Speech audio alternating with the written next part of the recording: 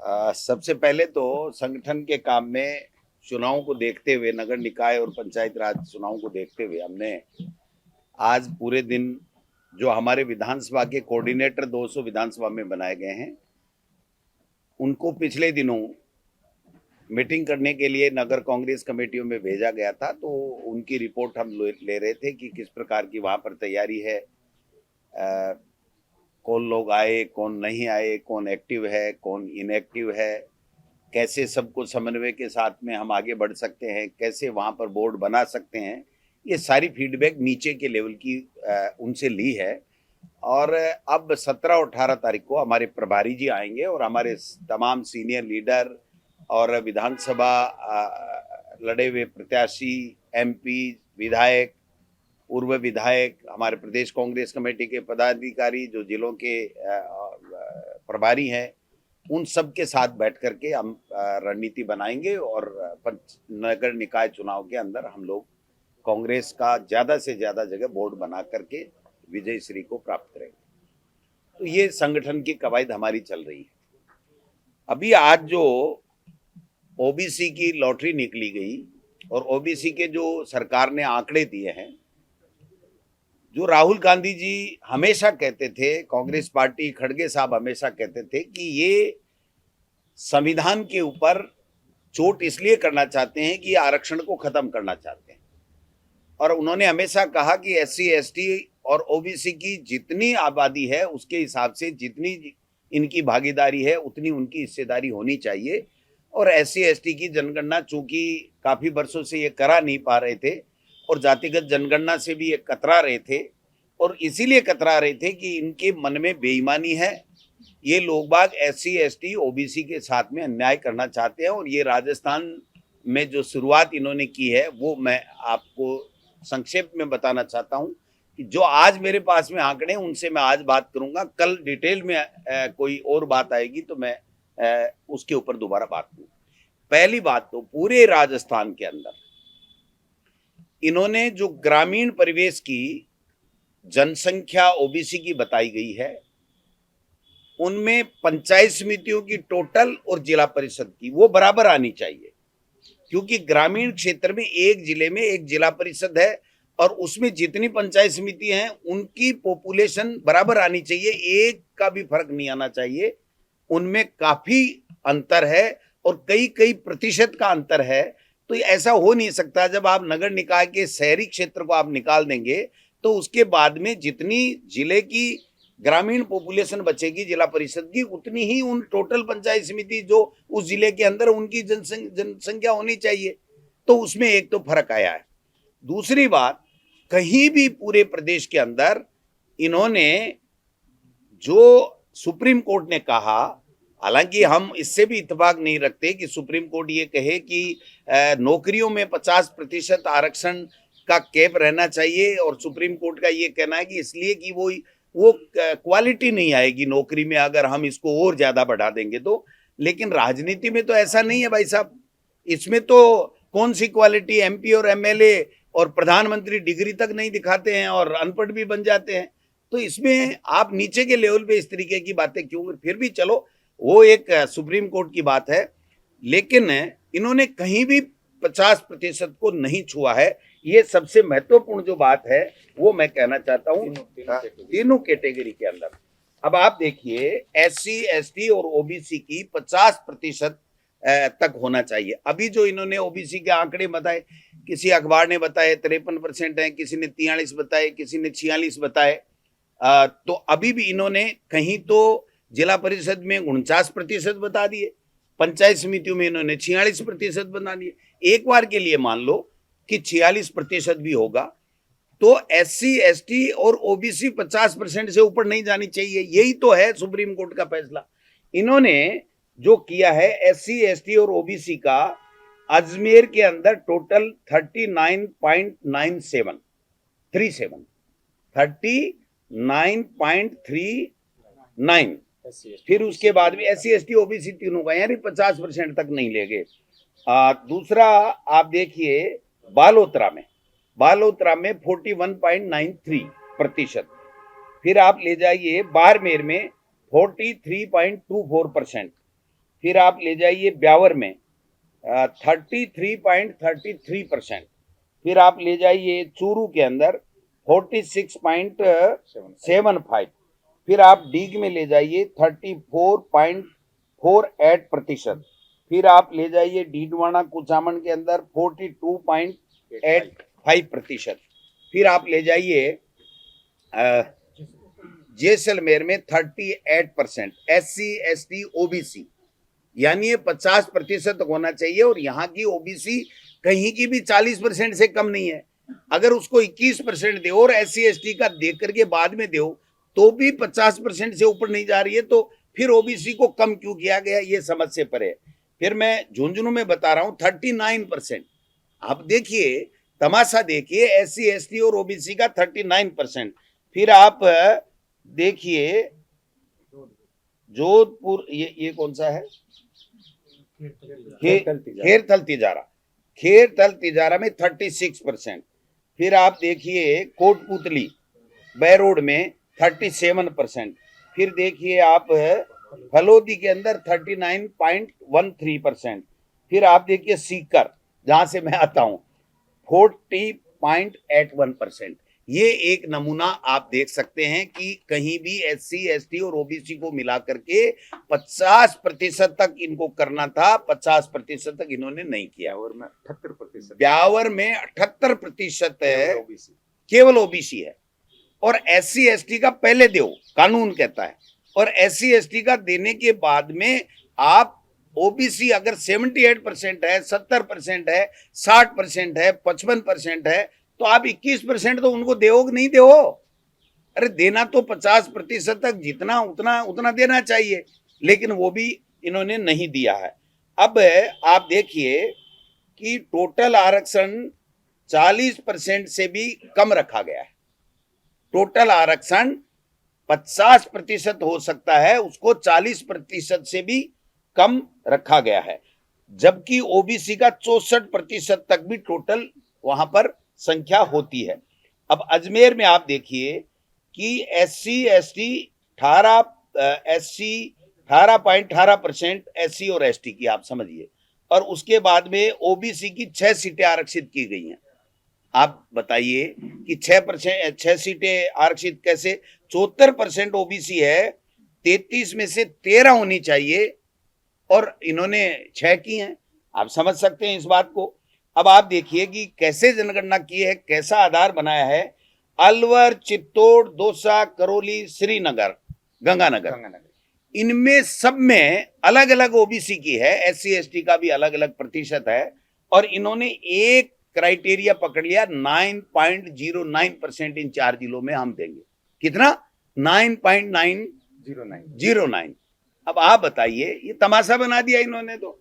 फिर आप देखिए कि डीडवाना, कुचामन, पाली, फलोदी, राजसमंद में 11.11%। क्यों भाई? जब ओबीसी 40%, 45%, 50% और SC ST को मिलाकर के आप 21 पूरा देते हो तो भी आपका 50 से कम आ रहा है, फिर भी आप इसको कम दे रहे हो।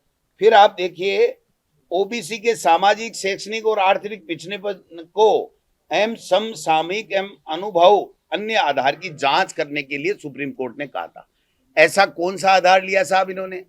इनको जनाधार से कैसे पता चला कि इनका शैक्षणिक स्तर सुधर गया है, इनका ये हो गया है? आप बताइए कि ये कोई पैमाना है क्या? ये पैमाना हो ही नहीं सकता, कभी पैमाना इस तरीके का हो ही नहीं सकता। फिर देखिए आप तुलनात्मक आधार के ऊपर इन्होंने किया। किससे तुलना की साहब आपने? तुलनात्मक जब आधार होता है तो 2 पक्ष होते हैं, 2 चीजें होती हैं कि एक ये है, एक ये है। तो हमारा ओबीसी के लोगों का आर्थिक, सामाजिक, शैक्षणिक, ये सारा आधार किससे तुलना की इन्होंने? कोई किसी वर्ग से तो तुलना की होगी ना। आप ऐसे ही मान करके कि नहीं इनको देना ही नहीं है, तो मैं समझता हूं कि वो एक अलग बात हो सकती है। फिर आप देखिए कि प्रदेश के 41 जिला परिषदों में 1403 जिला परिषद निर्वाचन क्षेत्र हैं। अगर इनका जो इन्होंने 192 वार्ड ओबीसी में आरक्षित किए हैं, जब इन्होंने 192 किए तो ये होता है 13.68%, यानी 21% का कायदा कम से कम है। पहले मिलता था 21%, इसको इन्होंने 13.68% कर दिया। जबकि ये जो वार्ड इन्होंने 192 दिए, ये 294 वार्ड होने चाहिए थे। कम से कम 21% करे तो 294 वार्ड होने चाहिए थे। उसके बाद में ओबीसी के 102 वार्ड जिला परिषद के इन्होंने कम कर दिए। 1403 में से 457 पंचायत समितियां हैं, इसमें वार्ड हैं 8245। अब आप देखिए ओबीसी के मात्र 1101 वार्ड किए इन्होंने। अब ये होता है 13.35%। अगर 21% हो और 50% तक सीमा तक भी उससे आगे नहीं जा रहा है, केप भी नहीं हटानी पड़ रही है, तो भी 1731 वार्ड होने चाहिए। कितने होने चाहिए? 1731 वार्ड, यानी 630 वार्ड पंचायत समिति के कम कर दिए। आप देखिए कि जिला परिषद के 294 और पंचायत समिति के 630 वार्ड, और जिला परिषद 41 में कितनी की है? केवल 5। वो कितना प्रतिशत होता है? 12.5%। जिला परिषद की जो अलाटरी निकाली गई है वो 12.5%। अब आप देखिए क्या चाल है, क्या प्रमुख के पदों के ऊपर जो निकाली गई है। और नगर निकाय में भी 19% से ऊपर नहीं गए कहीं भी, जबकि उसमें तो SC ST की जनसंख्या कम होती है। तो आप 21 से ज्यादा अगर वहां पर ओबीसी की जनसंख्या है तो आपको 50% ले जाने के लिए अगर वहां पर 40% फॉर एग्जाम्पल है तो आप ज्यादा भी ले जा सकते थे 21 से। यानी जो ओबीसी को 21% आरक्षण मिलता था उसको घटा करके 13-14% में निपटा दिया, और कोई आधार नहीं है इनके पास में। एक आपको एग्जाम्पल मैं देना चाहता हूं, ये जो इन्होंने आंकड़े जारी किए हैं उसमें पॉपुलेशन पंचायत समिति में कितनी बताइए सर? सर जैसे अजमेर का ही, अजमेर में पंचायत समिति में जो ग्रामीण क्षेत्र की पॉपुलेशन ली गई है, जनाधार के आंकड़े लिए हैं, उसमें संख्या बताई है 9,11,929, और वही पॉपुलेशन जिला परिषद वाले में जो बताई है वो 8,70,678। इसी तरह से इनके जो आंकड़े हैं, इवन जो सांख्यिकी विभाग के पास 2011 के जनगणना के उपलब्ध है, और वो तो फिक्स आंकड़े हैं। उसमें भी अजमेर में जो जिला परिषद के लिए इन्होंने जो अपना डाटा लिया है उसमें जो बताया है वो 13,60,052, और प्रधान जैसे पीसीसी चीफ साहब ने पहले ही बताया, जिला परिषद और उस जिले के समस्त पंचायत समितियों का क्षेत्र समान होता है, उसमें पॉपुलेशन, गांव, भौगोलिक क्षेत्र सब समान होते हैं। इसके बावजूद जनसंख्या में इसमें भी डिफरेंस बताया है। इसी तरह से चाहे बाड़मेर का ले लो, ब्यावर का ले लो, भीलवाड़ा का ले लो, सब जिलों में तो भाई जो आंकड़ा लिया है वो तो एक समान होना चाहिए। तो इस तरीके से आप देखिए डीग जिले में ओबीसी की जनसंख्या है 72.73%, और वहां पर 20.79% आरक्षण देने की अनुशंसा दी है। आप समझ सकते हैं। धौलपुर जिले में ओबीसी की जनसंख्या है 51.26, और वहां ओबीसी दिया है इन्होंने 20.69 आरक्षण की अनुशंसा की है। जनसंख्या में 20% का अंतर है और अनुशंसा बराबर। अभी मैंने कहा था ना 9 पॉइंट समथिंग दिया है। तो जब एक जिले से दूसरे जिले में जनसंख्या का अनुपात 20% ज्यादा है और आप ओबीसी का आरक्षण दे रहे हो सेम का सेम, तो आप ओबीसी के आरक्षण को खा रहे हो ना, और किससे तुलना कर रहे हो? अगर भजनलाल जी से तुलना करो, सामान्य से आते हैं, तो भजनलाल जी की हमारी तुलना करो। कहाँ भजनलाल जी, कहाँ हम, बताओ आप, कहाँ हम गरीब लोग हैं, कहाँ वो किस तरीके से, बताओ। तो मतलब सवाल ये कहना चाह रहा हूं कि 41 जिला प्रमुखों में अभी बताया 9 सीट बनती है। अगर आप 50% के केप में रखो तो भी 9 सीटें बनती है, और आपने सीटें दी हैं 5, और इसी प्रकार ओबीसी SC ST का मिलाकर के नगर निकायों में भी 40% से ऊपर नहीं दिया, 40% के मुताबिक इन्होंने आरक्षण में सीटें दी। तो आप समझ सकते हैं कि ये जो राहुल गांधी जी हमेशा कहते हैं कि इस RSS और भारतीय जनता पार्टी ये षड्यंत्र कर रही है, साजिश कर रही है, और इसीलिए ये चुनाव बार बार टाले जा रहे थे। इस बेईमानी में, इस षड्यंत्र में इनको समय लगा, इन्होंने सोच समझ करके षड्यंत्र किया और SC ST OBC के साथ में इन्होंने अन्याय किया है। इसका जवाब इनको देना पड़ेगा। इनको क्यों नहीं, जब इतना ये कर रहे थे तो जनप्रतिनिधियों के साथ चर्चा क्यों नहीं की? 20 तारीख को राजस्थान की विधानसभा आ रही है, इस विधानसभा के पटल के ऊपर इनको OBC की रिपोर्ट को क्यों नहीं रखना चाहिए था? एक दिन की चर्चा क्यों नहीं करानी चाहिए थी? आनन फानन में आप 5 दिन पहले जब इतना ही निकाल दिया, आपने 1.5 साल निकाल दिया, तो 5 दिन और निकाल सकते थे। 5 दिन और निकाल के ये राजस्थान की विधानसभा में तमाम जनप्रतिनिधि सभी पॉलिटिकल पार्टियों के इसके ऊपर चर्चा करते, अपना पक्ष रखते, अपनी बात बताते। आज सरकार अपना पक्ष रखती कि हमने इस तरीके से किया है। आप बताइए कि OBC आयोग बना हुआ है वो ज्यादा ऑथेंटिक है या ये सर्वे वाले जो अपनी सिफारिश से बीजेपी का सुपारी लेकर के आए थे कि हम OBC को खत्म कर देंगे, कम कर देंगे, उनकी ज्यादा ऑथेंटिक है? जो OBC है आयोग वो हमारा राजस्थान का कह रहा है, जो हमने 2019 में सर्वे करवाया उसके अंदर 52% OBC है और इन्होंने 43% में इसको निपटा दिया। और 43 में तो निपटाया, जो आरक्षण दिया वो 13-14% में निपटा दिया पूरा का पूरा।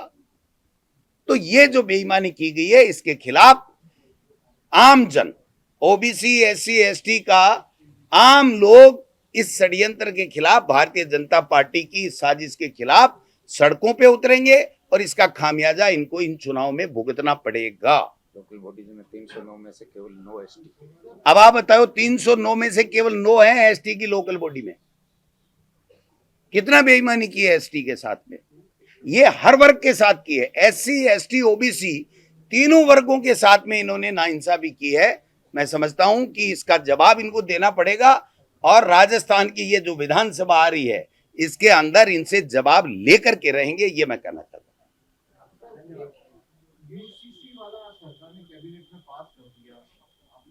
इन्होंने क्या पास कर दिया? पर्ची आई होगी, पढ़ देंगे यहां और पढ़ करके चले जाएंगे। इनको तो अपनी कुर्सी बचाने से मतलब है। आप बताओ कितनी बड़ी बात है कि सुप्रीम कोर्ट के फैसले से पूरे देश में OBC का सर्वे हो रहा है और चुनाव 1.5 साल तक जनप्रतिनिधियों का हक मारे रखा, ब्यूरोक्रेट्सों को प्रशासक लगा के भ्रष्टाचार कराते रहे, और आज जब नंबर आया तो हाई कोर्ट ने जब कंटेम्प्ट में इनको लताड़ पिलाई और जेल की सजा सुनाने की बात कही, तो जाकर के इन्होंने ये काम किया, इसी में बेईमानी कर ली।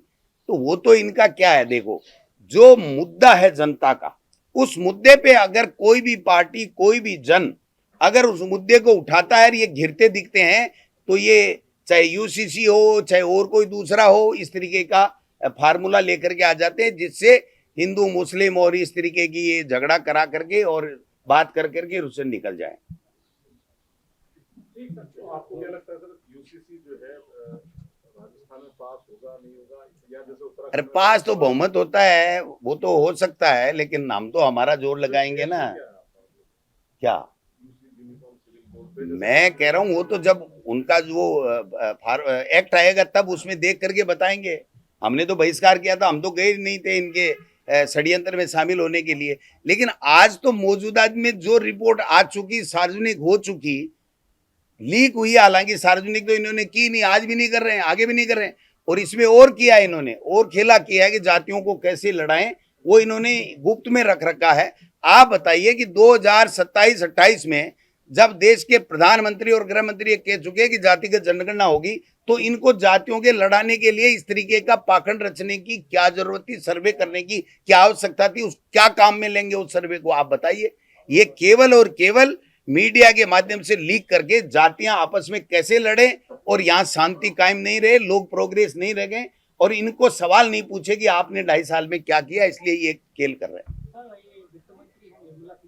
जी। उन्होंने आज ये कहा कि लगातार 3 बार से केंद्र में कांग्रेस नहीं आ पा रही और इसीलिए फ्रस्ट्रेशन है।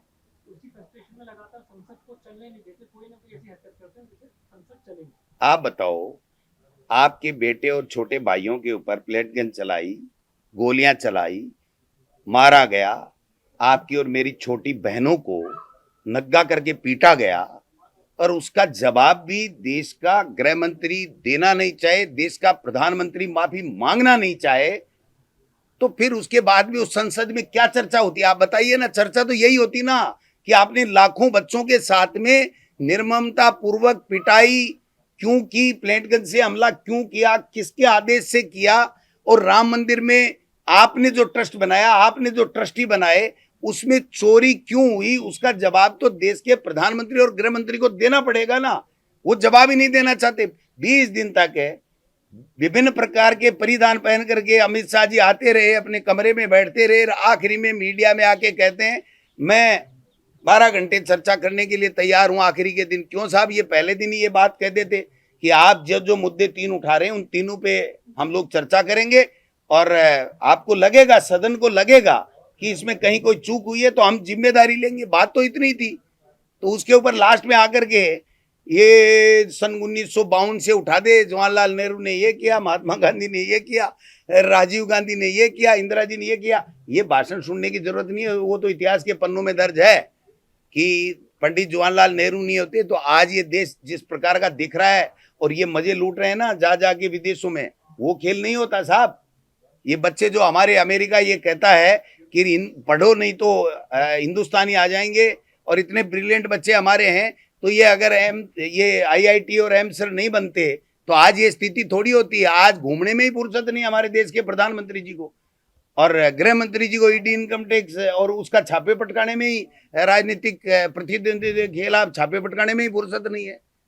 इनको काम कहाँ करना है? इनको साजिश करनी है। आप बताइए कैसे एमपी और एमएलए को तोड़ रहे हैं, कैसे सरकारों को तोड़ रहे हैं। आप ठंडे अपने कलेजे पे हाथ धर के रखो कि क्या संविधान में है ये बात?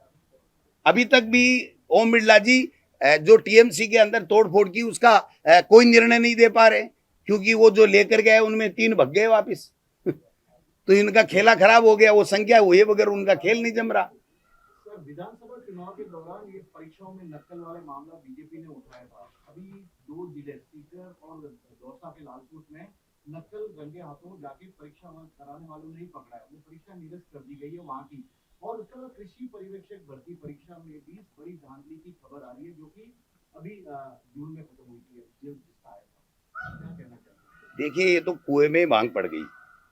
इनको केवल भाषण देना है, इनको केवल भाषण देना है, इनको कोई जिम्मेदारी नहीं लेनी। जब इनको पूछा जाता है कि ये देखिए सामूहिक नकल करा रहे हैं, ये देखिए आपका पेपर आउट हो गया, ये देखिए इस यूनिवर्सिटी का हो गया, इस परीक्षा का हो गया, तो हम लोगों पे अनर्गल आरोप लगाना चालू कर देते हैं और अपने आप को बात साफ बताने की चेष्टा करते हैं।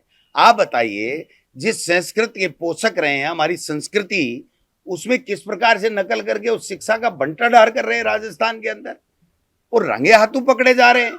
और उसके बावजूद भी हठधर्मिता के साथ में, बेशर्मी के साथ में हंसी ठिठोली करते हैं। पकड़े जाएंगे, पकड़े जाएंगे, पेपर चोरी यहाँ हुई वहां हुई। अरे मैं तो कहता हूं ना, वसुंधरा जी के समय को ले लो, हमारे समय को ले लो, और इस 2.5 साल को भी ले लो भैया, और सबको आप सीबीआई से जांच करा लो और किसी से करा लो, ज्वाइंट पार्लियामेंट्री कमेटी दे करके पूरे देश में जांचें कराओ, यहाँ पर विधानसभा के अंदर कोई कमेटी बना करके जांचें कराओ, पता लग जाएगा ना। रोजाना का रोजाना कोई न कोई सगुबा छोड़ देता, अरे साहब कांग्रेस में तो ये हो गया। अरे कांग्रेस में हो गया नहीं हो गया, जिसने किया उसको जेलों में आपने डाला है, जो आपके पकड़ में नहीं आया उसको फिर डाल दीजिए। लेकिन आज सरकार में आप हो, आप ये कह करके अपने उत्तरदायित्व से, अपनी जवाबदारी से नहीं बच सकते कि उस समय ये हो गया।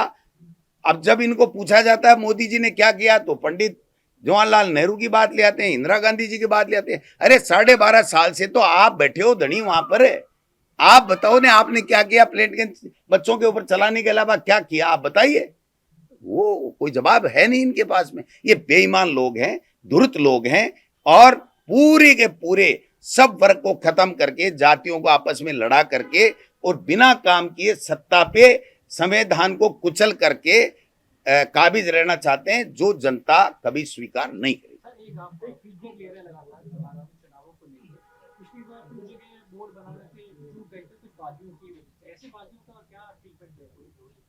भाई ट्रीटमेंट तो देखो, हम तो कोशिश कर सकते हैं, और मुझे अब की बार ये लग रहा है कि इस भारतीय जनता पार्टी का नगर निकाय और बीजेपी के अंदर सूपड़ा साफ हो जाएगा, क्योंकि जो जनता में आक्रोश है भारतीय जनता पार्टी की सरकार के प्रति, और जो भ्रष्टाचार इन्होंने चरम पर पहुंचाया है।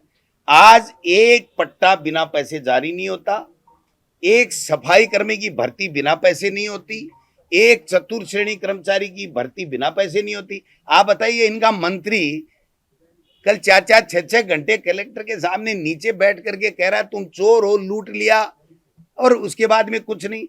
पहले वो सिक्कर में कह के आए थे, और जिनके लिए कह के आए वो तो सीएमओ में सीएम के आगे पीछे सुबह से शाम बैठे ही रहते हैं, है ना। नाम क्यों लूं किसी का, आप बताओ। तो फिर मंत्री सही है या अधिकारी सही है, ये तो बता दो कम से कम जनता को, और बात तो जाए बाढ़ में। ये तो बता दो मुख्यमंत्री जी कि आपका मंत्री सही है या आपका कलेक्टर और नगर निगम के अधिकारी सही है, ये तो आपको बताना ही चाहिए कम से कम, है। वो तो सीएम को पूछो, उन्होंने कान में क्या गुरु मंत्र दिया है कि दिल्ली का समाचार ये है भाई साहब, अब मत चले जाना। तो जाएंगे तब मैं बता दूंगा, लेकिन जाएंगे नहीं हम। ये समझौता हो गया कि किसी को बचाने की कीमत छापे नहीं डालना है, किसी को बचाने की कीमत छापे नहीं डालना है।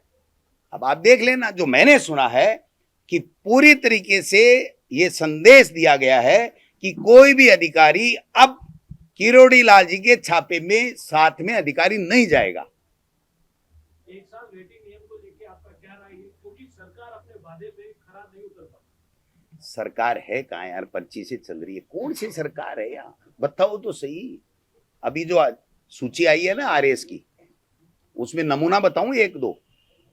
2021 के बैच की अधिकारी या अधिकारी, महिला या पुरुष, आप निकाल लेना, 2002 के ऊपर लगा है। मैं नहीं बताना चाहता, और नहीं उसमें भी ढूंढ लेंगे साहब क्यों कह दिया। आप बताओ, 2002 के बैच के अधिकारी को रिपोर्ट करनी पड़ेगी 2021 के बैच के अधिकारी को। एक अधिकारी 4 बार एडीएम रह गया, यूआईटी सेक्रेटरी रह गया, वो एसडीएम लग गया। और ऐसे में कई नमूने बता दूं कि 3 साल जिनको जिले के अंदर हो गए, वो जिले के अंदर ही रह गए, उनके ऊपर विशेष मेहरबानी हो गई, क्योंकि वो एससी, एसटी और ओबीसी से नहीं आते। समझ रहे हैं बात। ये तो पूरा ही पोटली बेईमानी की है बीजेपी की और आरएसएस की, तो बात ये है, देखो अब सही बात है।